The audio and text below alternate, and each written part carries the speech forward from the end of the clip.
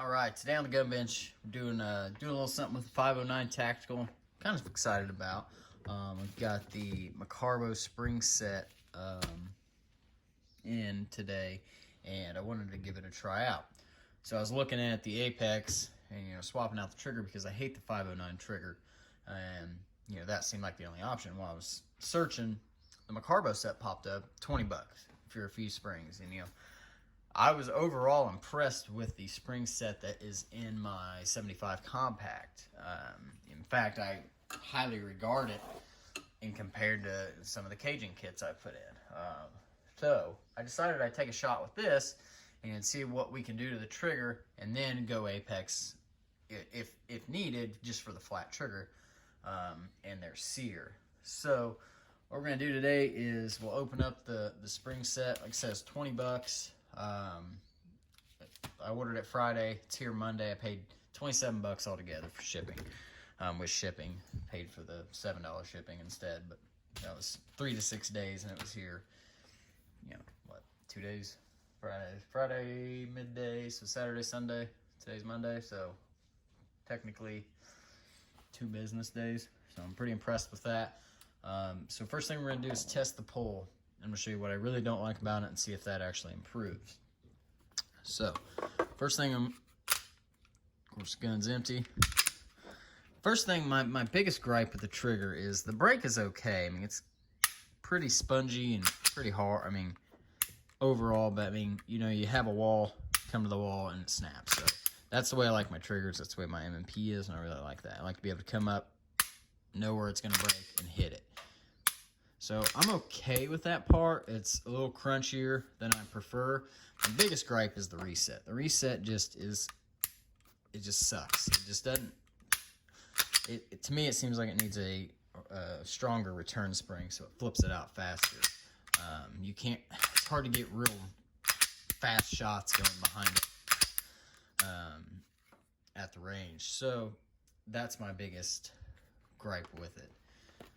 Overall, I mean, the big face feels great. It's easy to pull. It's easy to get in there. So I don't have too many complaints about it. In fact, I might end up getting curved Apex if I decide to go that route. So we'll take a few readings here. It's been a while since I've used this, so and we'll see what we come up with, and we'll see what the difference is, if any, after we're done installing this kit. So.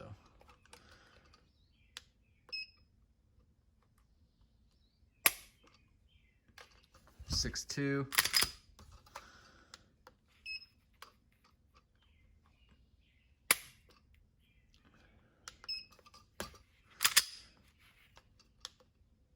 Yeah, botch this one here. 6.1. Keep resetting it.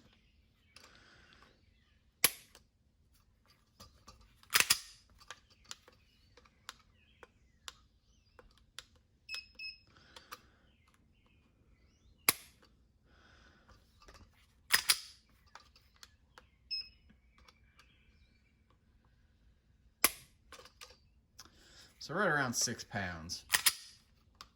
Average about 6.1. 6 in, yeah. So, I mean, overall not terrible. We'll see what the spring kit can do here. So first, let's go ahead and open up the set.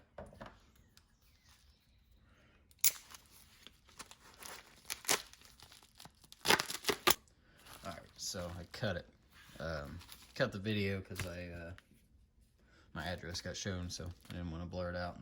So let's go ahead and open it up, see what we got inside the kit. So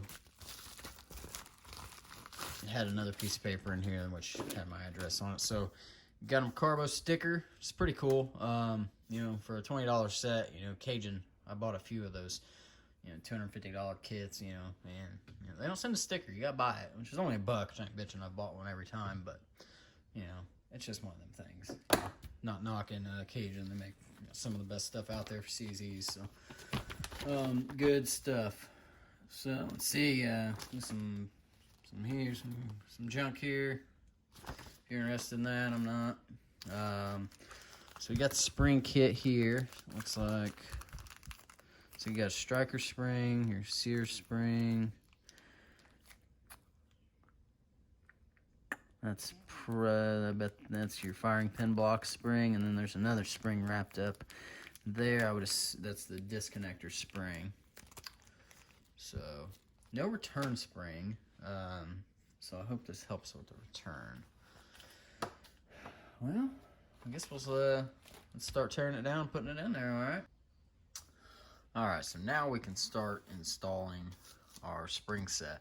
So the first thing we're going to do is clear the gun and do a field strip by pulling your takedown lever to the down position, sliding the slide forward, pulling back a little bit, pull the trigger, and pull the slide off. Now we're going to work on the slide first. So we're going to remove our thread protector if you have one. If this is a standard 509 model, just remove your recoil spring and barrel. If you have an optic on, you will not have to remove that for this disassembly for what you need to do. So we're going to remove the back plate here. So we're going to get up in here, and we're right in here, we're going to depress this plunger down. While we do that, we're just going to slide the back plate off. I'm going to keep my thumb over the back while I pull the slide plate off. I'm going to let the spring and its follower come out, and then once I've done that, I can push on the firing pin block and the striker itself will come out. From there, you also have your firing pin block and its spring that are going to come out, and then if you dump the slide backwards, you'll have the inner spring come out with it. Now the only two springs you're going to be replacing in the slide are your long one and your short one for your firing pin block. So we'll put those in that pile. We'll get these two springs out. Striker spring and firing pin block spring. So we're going to go ahead and put the spring on its guide. Go ahead and get your other spring and put it on your firing pin block. And then what I do for these is I go ahead and put the firing pin block spring facing towards you down in there.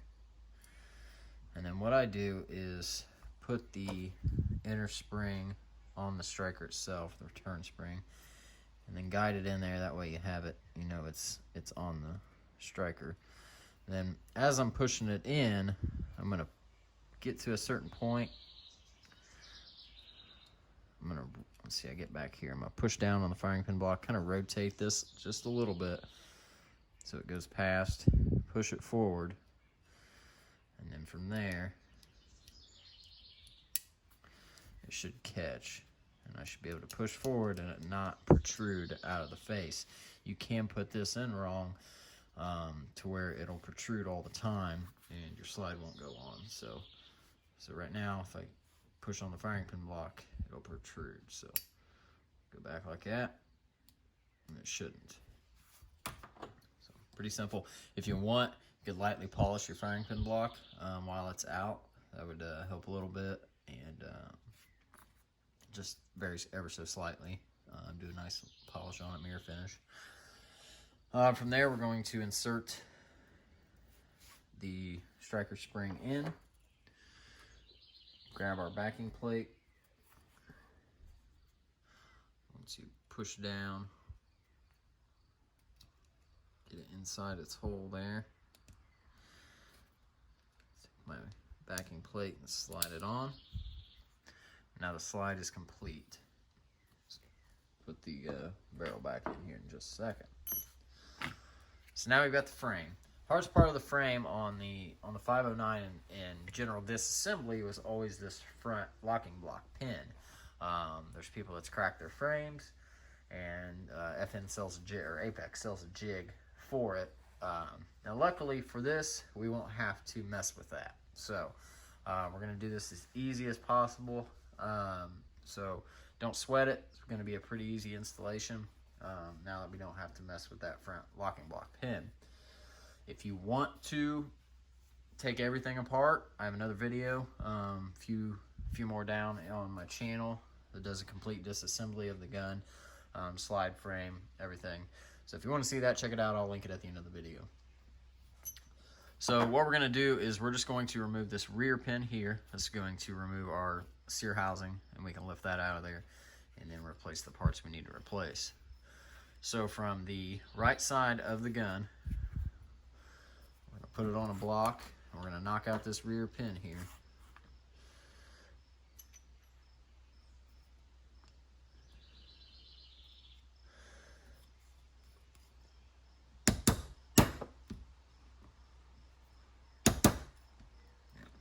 The other way. And keep my hand on it. Get it over a hole, roll tape, whatever you're using.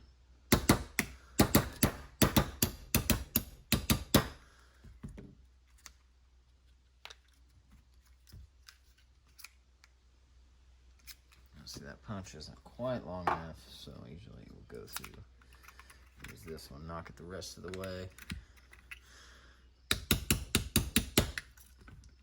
What you got to watch for on tapered punches like this. You don't want it to go too far through and start flaring your hole out. So you get it as far out as you can, you should be able to pull the pin the rest of the way out.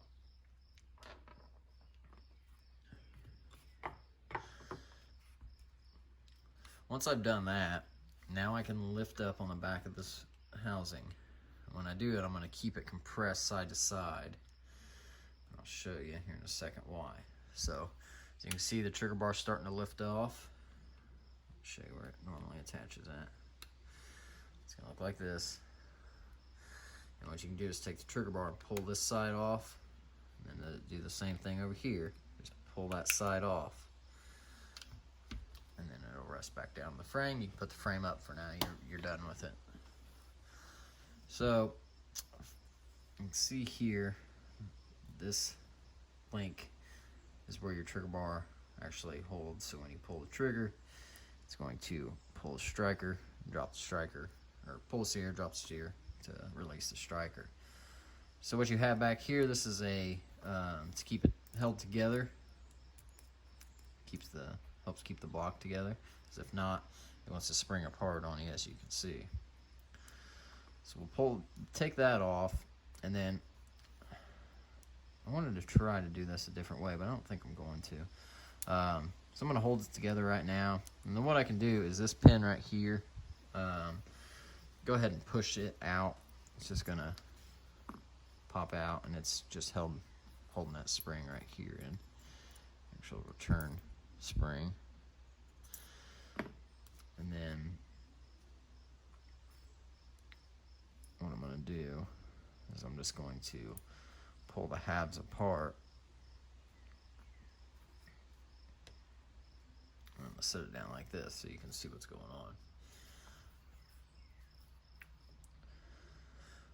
on. Okay, so first thing you have here is this is one of the springs you're going to be replacing here on the disconnector itself. So put that spring up. You're not going to need it anymore. Keep it just in case you ever want to swap it back. And then from there, you can actually pull out the Sear. So the Sear itself is this piece here and here. Kind of rotates down and locks out behind the lug here. And the spring you're replacing is in here. So I'll show you how to remove it and get the spring back in. So what we're going to do is just keep our hands kind of on around it, and then we're just going to pull this top pin out.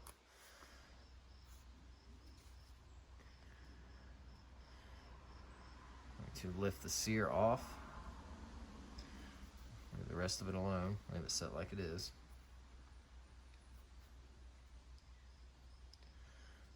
And we're going to take that Sear spring out and put it up. There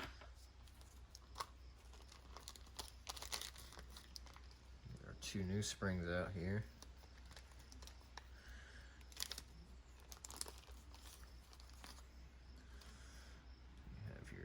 disconnector spring. It's gonna go on here. Okay, so now we're ready to put the Sear spring back in and everything else into the Sear block. So we're gonna start with our spring, which if you notice does have a L to it. So that L is going to go into the very small hole in the side of the Sear. You can see it better from this side. And the leg, so basically when it goes in there, if I hold the Sear this way in the gun like it's supposed to be, this spring is going to go in like this with that leg facing outwards. So when it's in there and the spring is pushed down, it must have bounced back up. So what you do, and it takes a little work here to get this back in sometimes, especially, let's see, a newer spring that hasn't been in there before is, so what I'm going to do first is just get the spring in. I'm going to zoom in. I'm going to put the spring in its little hole first. It's kind of a, could be kind of a pain because it doesn't want to stay. So once I have it in there like that, enough,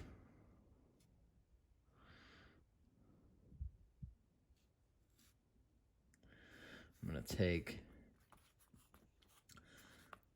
let's see here, I'm going to take it like this, and with the fatter end, the fat end is going to go in between the spring and the Sear. So it's going to, and this outer leg is going to go on the side.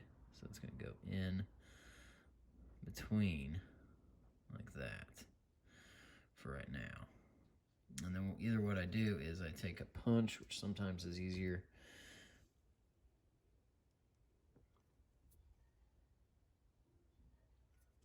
I'm going to go ahead and move my finger in the way now, but I put my punch in there and I try to go ahead and capture that spring. So I'm going to push down on that spring, get it where it needs to be while I shove my punch through. I did it backwards. I should have did it the other way. I'll show you why in a second. But so I've got the spring captured and it's still in its hole, but now I got to get my punch through the other side of the Sear.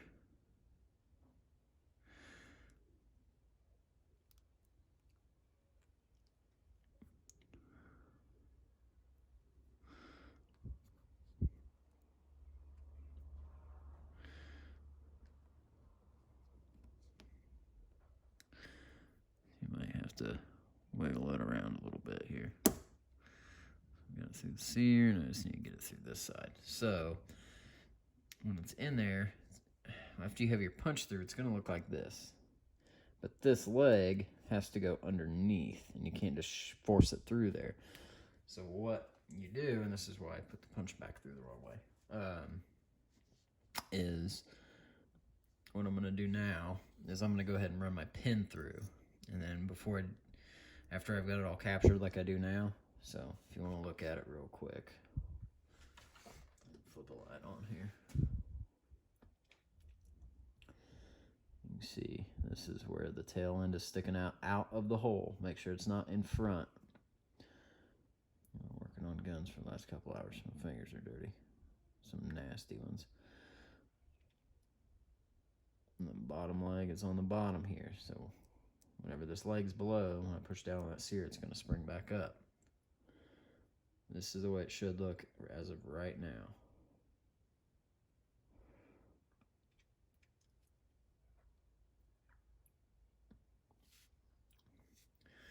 Now what I'm going to do is I'm going to take my pin, I'm going to push at the same time, and I'm going to run my punch out.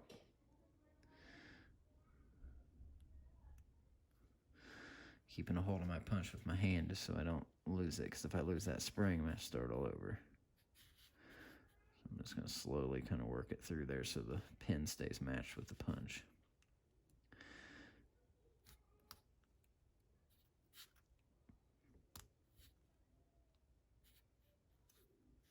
I've got it close enough. I should be able to. So here would be almost your finished product. So that's what it needs to be looking like right now. Spring would to be working, but now we got to get that leg below. So what I'm going to do now is I'm going to take my pin and I'm going to pull it out just enough to where this breaks here. It doesn't break, but this outer edge of the sear is loose, and I should be able to kind of pull it back, and you might have to go a little bit more here, but don't enough to where you don't want to lose the spring. You should be able to pull it down and pop it underneath that leg. Go a little bit further. There we go. And I should be able to have that. Push it down and push my pin back through here. You probably have to work at it a little bit more. Just keep it, make sure it stays below that leg.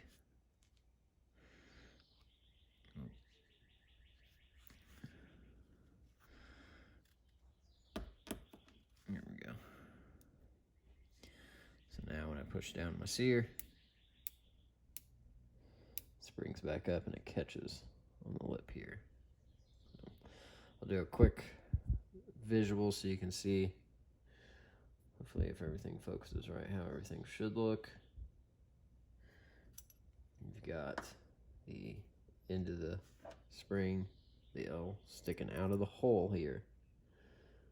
Not on top, because it'll be easier to go on top of this. It needs to be in the hole.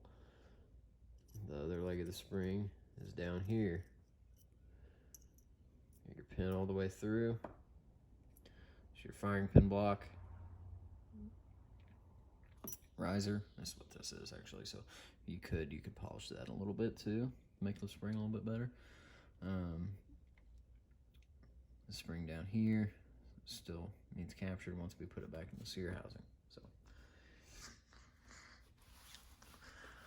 all right, so the hard part's over. Now it's putting the ejector or the disconnector back in, putting the sear housing back together, and putting it back in the gun and testing it. So, almost done. So now what we're gonna do, if I remember correctly, is we're gonna get our two halves. Of course, you got this half, which is going to be your ejector.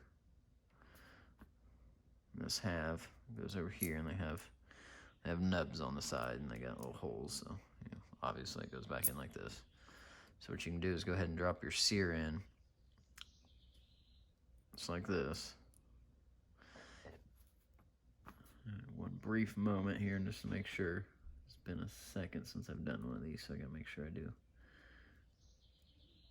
my order right.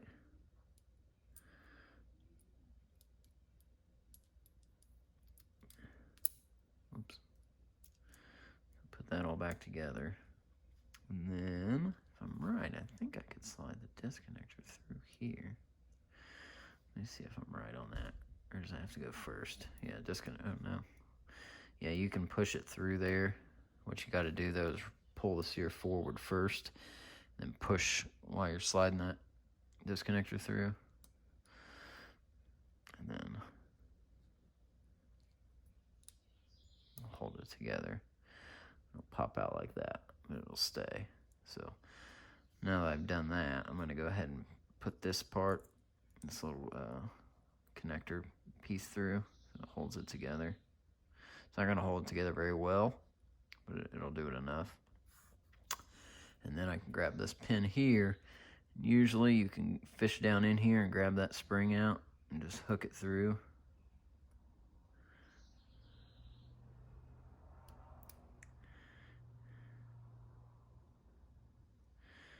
Slide it through and then put it up in its groove like that. Now you've got your sear block back together. Things should look like this. Now we're ready to drop it back down in the gun. So what I do first is, so make sure I got these two sides even, because this is a pin also, if you wanted to remove that spring from earlier. Slide that through. So you want to have it pretty even, and then I'm going to pull my trigger bar up. I'm going to stick this in here. I'm going to get one side hooked on that bottom pin, And then it'll also want to push it out. So while I'm doing that, I'm going to go over on this side, get it hooked through, kind of maybe push it a little bit. Just make sure it's hooked on both sides. You can squeeze in a little bit if you want.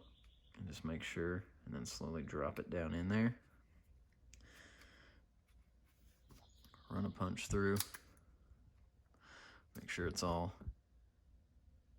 perfect through there. And then you can run your pin down.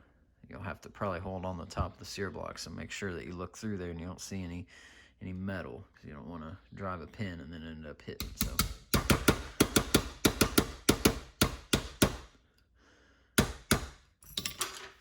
I use the punch for the rest of it.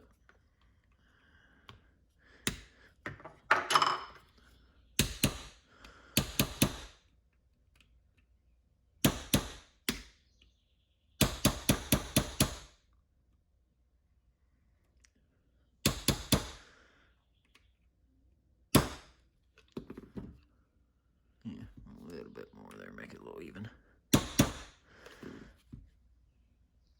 about right on both sides. All right, so now we're ready to put our barrel and recoil spring back in, and let's test it.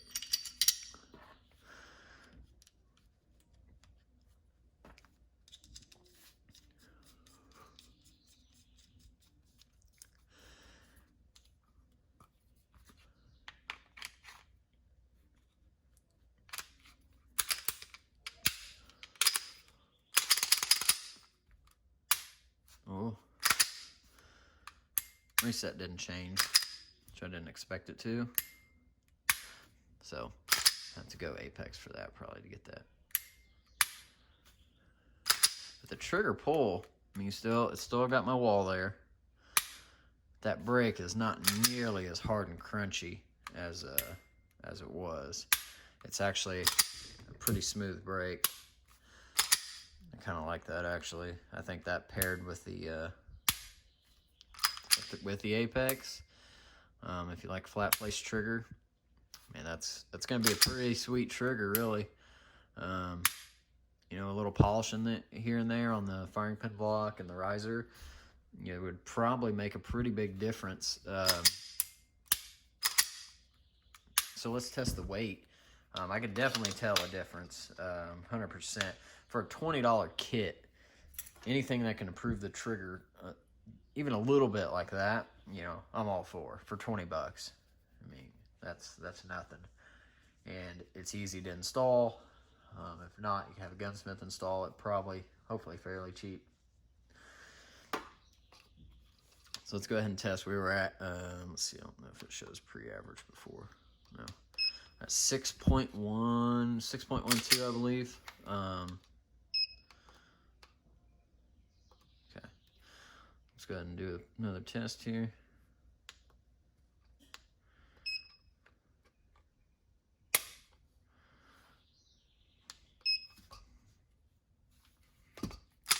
£3 isn't right.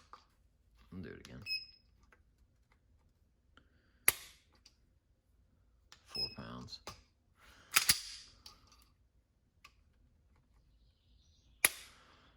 4.9.